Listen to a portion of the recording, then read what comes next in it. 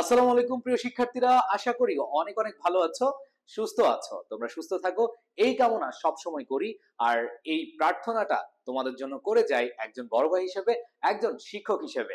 আর পরীক্ষা আসলেই তোমাদের মাঝে যেই প্রশ্নটা ঘুরপাক করে সেটা হচ্ছে, পরীক্ষার হলে যখন তুমি উত্তরপত্র লিখতে যাবে তখন কত পেজ লিখলে এবং কিভাবে উত্তর করলে সর্বোচ্চ মার্ক পাওয়া যায়। তোমাদের মধ্যে এই প্রশ্ন আসতে থাকবেই।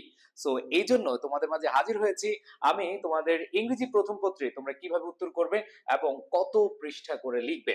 দেখো, ইংরেজি প্রথম পত্রে যখন তুমি প্রশ্ন পেয়েছো, প্রশ্ন পাওয়ার পরে তুমি দেখবে তোমাদের 1 নাম্বার কোশ্চেনের এ নাম্বার থাকে এবং বি নাম্বার থাকে। মনে করে দেখো তো তোমাদের যে মার্কস ডিস্ট্রিবিউশন সেখানে কিন্তু সুন্দরভাবে দেওয়া আছে যে 1 নাম্বার প্রশ্নে এ নাম্বারে থাকে হচ্ছে এমসিকিউ আর বি নাম্বারে থাকে আনসারিং কোশ্চেন। সো এমসিকিউর অ্যান্সার গুলো তোমরা কিভাবে দিবে একটু খেয়াল করে দেখো। এখানে তোমরা যে কাজটা করবা, A B C D E F G H I J, এখানে যে 10টা প্রশ্ন থাকে এখানে সুন্দরভাবে লিখে ফেলবা।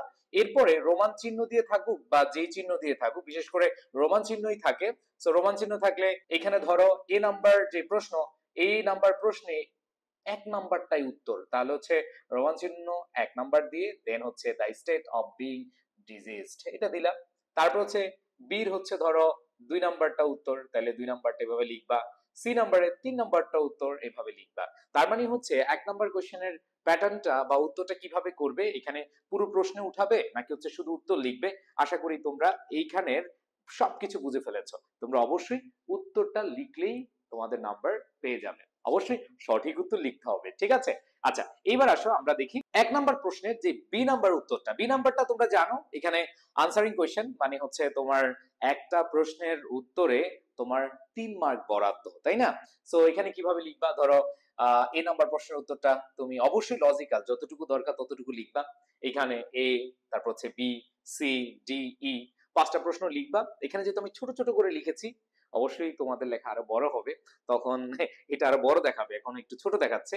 সো তোমরা উত্তরটা এভাবে করবা, সেটা হচ্ছে answer to the question number 1 এর B, A B C D E F, এখানে 5টা প্রশ্ন আসে, 5টা প্রশ্নে তোমাদের 15 মার্কস। এন্ড দেন পরবর্তীতে হচ্ছে তোমাদের ফ্লো চার্ট, মানে answer to the question number 2। তোমরা জানো 2 নাম্বার প্রশ্নে তোমাদের 2 ধরনের প্রশ্ন আসতে পারে, ফ্লো চার্ট আসতে পারে, ইনফরমেশন ট্রান্সফার আসতে পারে। সো এখানে যদি ফ্লো চার্ট আসে তাহলে জাস্ট এইখানে তোমরা যে কাজটা করবা, স্যাম্পল অ্যান্সার হিসেবে আমি দিয়েছি যে flow chart showing the situation of adolescent girl in Bangladesh is given below, লিখবা। এরপরে একটা কিন্তু তোমাদের দেওয়াই থাকবে, পরেরগুলা তুমি সুন্দরভাবে কিন্তু এখানে লিখে নিবা। সো আশা করি এভাবে যদি লিখো তুমি ফুল মার্কস পাবা। তোমাদের প্রেজেন্টেশনটা এভাবে দিতে হবে। এরপরে দেখো তোমাদের বলছি ইনফরমেশন ট্রান্সফার আসতে পারে, ইনফরমেশন ট্রান্সফার আসলে জাস্ট এইভাবে বসাবা। এন্ড দেন যদি 3 নাম্বার প্রশ্ন আমরা খেয়াল করি, 3 নাম্বার প্রশ্নে তোমাদের সামারি। 3 নাম্বার প্রশ্নের সামারিটা অনেক বড় হবে না, স্বাভাবিকভাবে অন্য প্রশ্ন, বিশেষ করে রাইটিং পার্ট তোমরা যখন লিখতে যাও তখন তোমাদের একটা প্রবণতা থাকে অনেক বেশি লিখলে অনেক বেশি নাম্বার। বাট এখানে মাথায় রাখতে হবে, সামারিটা যত বেশি কম হবে, যত বেশি স্পেসিফিক হবে, ততই তোমার নাম্বার বেশি পাবে। এখানে 10 মার্ক পাওয়ার জন্য অনেক বেশি লেখা যাবে না, অবশ্যই যে প্যাসেজটা থাকবে সেই প্যাসেজটা 3 ভাগের 1 ভাগ লিখবা, অথবা তোমরা এখানে 4 লাইন 5 লাইন এর মধ্যে সীমাবদ্ধ রাখবা। সো কিভাবে লিখবা খাতায়, এটা আমি একটা ডেমো তোমাদেরকে দিয়ে দিয়েছি, তোমরা এভাবে খেয়াল করলে আশা করি বা এভাবে লিখলে তোমরা অনেক ভালো নম্বর পাবে। এরপরে দেখো 4 নাম্বার প্রশ্ন। তোমরা জানো 4 নাম্বার এবং 5 নাম্বার এই দুইটাতে হচ্ছে উইথ ক্লু এবং উইদাউট ক্লু। সো এখানে পুরো প্যাসেজটা তোলা লাগবে না, বা পুরো ফিলিং দ্য গ্যাপস এর জন্য তোমাকে পুরো প্যাসেজটা উঠিয়ে তারপরে বক্সের ভিতরে বসাতে হবে না। তুমি জাস্ট আনসার গুলো লিখবা, এ তে কি, বি তে কি, সি তে কি, ডি তে কি, ই তে কি, এফ তে কি, জি তে কি, এইচ তে কি, আই তে কি, জে তে কি।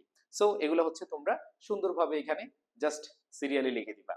এরপরে 5 নাম্বার একই জিনিস, যেহেতু তোমাদেরকে বলেছিলাম 4 আর 5 with or without clue. So এখানে এইভাবে লিখে দাও, A B C D E F G H I J.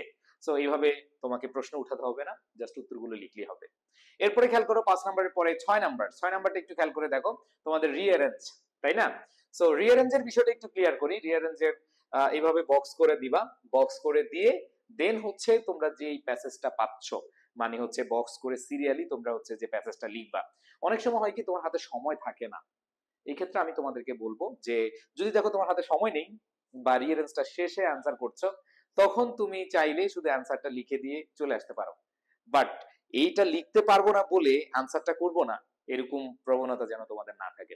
So চেষ্টা করবা সময়ের মধ্যে হয়ে যাবে, কারণ বেশি প্রেসার নেওয়ার দরকার নেই, তোমাদের যথেষ্ট সময় থাকে ইংলিশ ফার্স্ট পেপারে। সো এখানে আগে লিখবা, লিখার পরে দেন যেভাবে সিরিয়ালে তুমি লিখেছো প্যাসেজ আকারে লিখে দিবা, ঠিক আছে?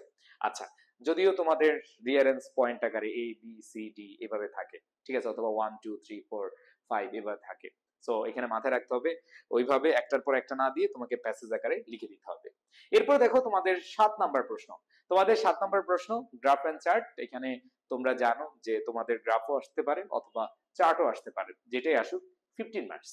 সো এই 15 মার্কসের জন্য তোমরা কত টার্গেট নিবে আমি তোমাদেরকে একটু ক্লিয়ারলি বলি যে এই 15 মার্কসে তোমরা 12 থেকে 13 টার্গেট নিও। তোমরা জানো যে আমি গ্রাফ এন্ড চার্টের জন্য, রাইটিং পার্টের জন্য তোমাদেরকে ভিডিও করে দিয়েছি। সেখানে তোমাদেরকে আমি দুটো টেকনিক দিয়েছি যে গ্রাফ আসলে কিভাবে লিখবা এবং চার্ট আসলে কিভাবে লিখবা। কমন পড়ুক আর না পড়ুক তুমি লিখে আসতে পারবা। সো ওই টেকনিক ওয়ালা যে সাজেশনটা সেটা একটু দেখে নিবে, সেটা আমার ইউটিউব চ্যানেলে রয়েছে, graph and chart Mohsin sir লিখলেই চলে আসবে। সো ওইটা ফলো করলে এখানে আমি বলবো যে ওইটা যদি হুবহু লিখে আসতে পারো তাহলে তুমি 11 12 13 14 15 ইনশাল্লাহ পেয়ে যাবে। সো এইখানে কত পেজ লিখবা এটা নিয়ে একটা কনফিউশন। মনে রাখবা তোমরা গ্রাফ এন্ড চার্টের জন্য 2 থেকে 3 পেজ লিখলে হবে। অনেকে অনেক বড় লিখে, অনেক বড় লেখার কোনো দরকার নেই। তুমি যদি প্রাসঙ্গিক ওয়েতে লিখো তাহলে আমি মনে করি যে বড় লেখার দরকার নেই, তুমি 2 থেকে 3 পেজের মধ্যে লিখলেই এনাফ। আচ্ছা, এখানে আরেকটা পয়েন্ট, সেটা হচ্ছে ভাইয়া যে গ্রাফটা বা চার্টটা দেওয়া থাকবে সেটা কি আমরা এঁকে দিব কিনা? চাইলে তুমি এঁকে দিতে পারো। যদি তুমি গ্রাফ আঁকো অথবা চার্টটা আঁকো তাহলে দেখবা তোমার এমনি হাফ পেজ বা এক পেজ চলে যায়, তাহলে তুমি সেক্ষেত্রে 2 3 4 পেজ যেতে পারো, কোনো সমস্যা নেই। তো সময় থাকলে তুমি গ্রাফের যে চার্ট যেটাই আসুক তুমি এঁকে দিতে পারো পেন্সিল দিয়ে, বাট সময় না থাকলে দরকার নেই, ঠিক আছে? এরপর দেখো কত পেজ আমি এখানে তোমাদেরকে একটু দেখালাম যে আসলে এরকম, অবশ্যই হাতের লেখাগুলো এরকম সুন্দর হবে কিনা জানি না, জাস্ট আমি একটা স্যাম্পল দিলাম, ঠিক আছে? আচ্ছা, এরপর দেখো কোশ্চেন নাম্বার 8। তোমরা জানো 8 নাম্বার কোশ্চেনে তোমাদের কমপ্লিটিং স্টোরি আসে। সো স্টোরি বিষয়টা আমরা সবাই জানি যে প্রশ্নে যতটুকু দেওয়া থাকে ততটুকু কিন্তু আগে উঠাতে হবে। তুমি মনের মতো করে নিজের মতো করে উঠিয়ে দিলে তাহলে হবে না। ধরো এখানে প্রশ্ন যেটা আছে সেটা হচ্ছে পুরো উঠালা, উঠানোর পরে তুমি যে কাজটা করবা বাড়তি যে ইনফরমেশন বা বাড়তি তথ্য দিয়ে তুমি এই গল্পটা শেষ করবা। আর অবশ্যই অবশ্যই মাথায় রাখতে হবে তুমি লেখার পরে এরকম একটা টাইটেল দিতে হবে, টাইটেল দিয়ে তারপরে শুরু করবা, ঠিক আছে? আচ্ছা, এটা কত পেজ? এটা 2 পেজ হতে পারে, ধরো 1 পেজ 2 পেজ অথবা 3 পেজ, যে যত ভাবে লিখতে পারো, 2 3 পেজ 4 পেজ। এখানে আসলে তোমার আসলে কেমন সময় আছে, কেমন কমন পড়েছে সেটার উপর ডিপেন্ড করে। এরপরে 9 নাম্বার কোশ্চেন। তোমরা জানো যে তোমাদের এখানে লেটার আসে, মানে হচ্ছে তোমাদের ফর্মাল লেটার এটা না, এটা হচ্ছে ইনফর্মাল লেটার, মানে হচ্ছে আমরা যেটাকে চিঠি বলি।